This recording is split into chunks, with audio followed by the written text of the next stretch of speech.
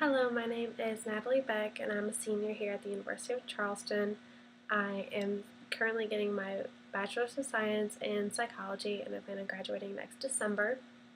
For my undergraduate proposal idea, I am studying undergraduates' perceptions and acceptance of abuse in relationships.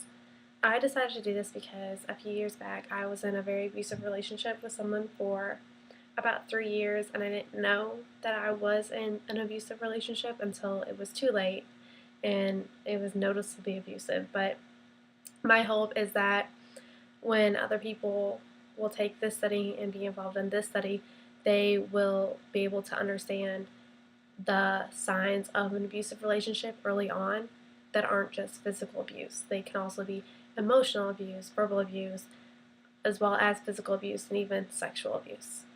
The UC library that is available to us actually had a lot of peer-reviewed journal articles that I found very helpful for me when I was doing my research on other studies that were kind of like the study that I was doing. One that I found very helpful was one that was done by sexual consent, and it was basically a male and a female, and then a male would do something that was like sort of that could be passed as unethical or unmoral for a man to do to a woman, but there was alcohol involved, so it was obviously conflicting because both of them were drunk. So who's to say that he meant to do it and she didn't want to do it? And so I thought that that was very interesting, and I would like to use that for my study as well. So I used a lot of ideas from that.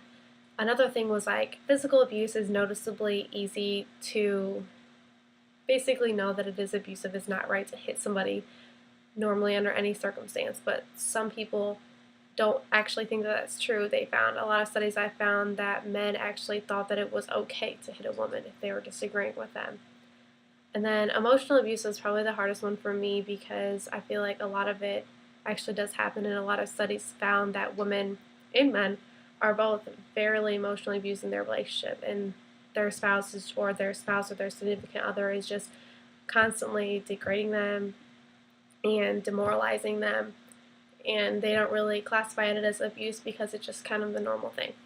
A lot of studies that I found only basically called the female as a victim, basically saying that a male can't be a victim. And I also am really intrigued by stereotypes in relationships because I feel like a woman can hurt a man just as much as a man can hurt a woman. And by doing the difference, I want to be able to show people that they shouldn't have a stereotype and it should all be equal, because it's not right for a girl to hit a man just as much as it's not okay for a man to hit a woman. And I think at the beginning of my study, each participant fill out a consent form as well as a demographic sheet, and then either one of the two groups will fill out a pre-test survey or a post-test survey at the end of the scenarios that they will be exposed to. These pre-test and post-test surveys will have questions like, to what degree do you believe it is justified for a man to hit a woman if she is not treating him with respect, and to hit a woman if she has slept with someone else?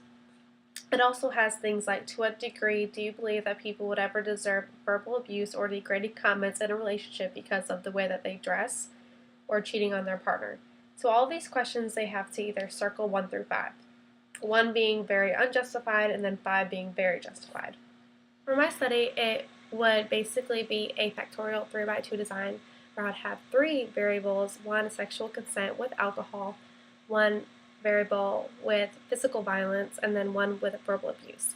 And for all 3 of these scenarios, I will have a written dialogue of something that happened, and then 3 questions afterwards that will be measured on a Likert type scale, basically asking the participant if they believe that it was justified, if they believe that it was immoral of them, and then to what degree. And then within those 3 scenarios, I will have a female doing 1 of each, and then a male doing 1 of each. And then basically using that to see the difference between what the participants believe is okay. So if they believe that a female doing physical violence is okay versus a male doing the physical violence as not okay, then obviously there's a significant difference between a male doing an act versus a woman doing an act. All in all, the basic questions that I want to be able to answer is the difference between undergraduates' perceptions on abuse versus if the abuse is being done by a male versus if the abuse is being done by a woman. And then secondly, I want to understand if there's a difference depending on the type of abuse, depending if it's an emotional abuse that they think that that's super serious, or if it's a physical abuse, or if it's a sexual consent abuse with alcohol involved. And then I want to be able to see if they really think that there's a difference in those abuses.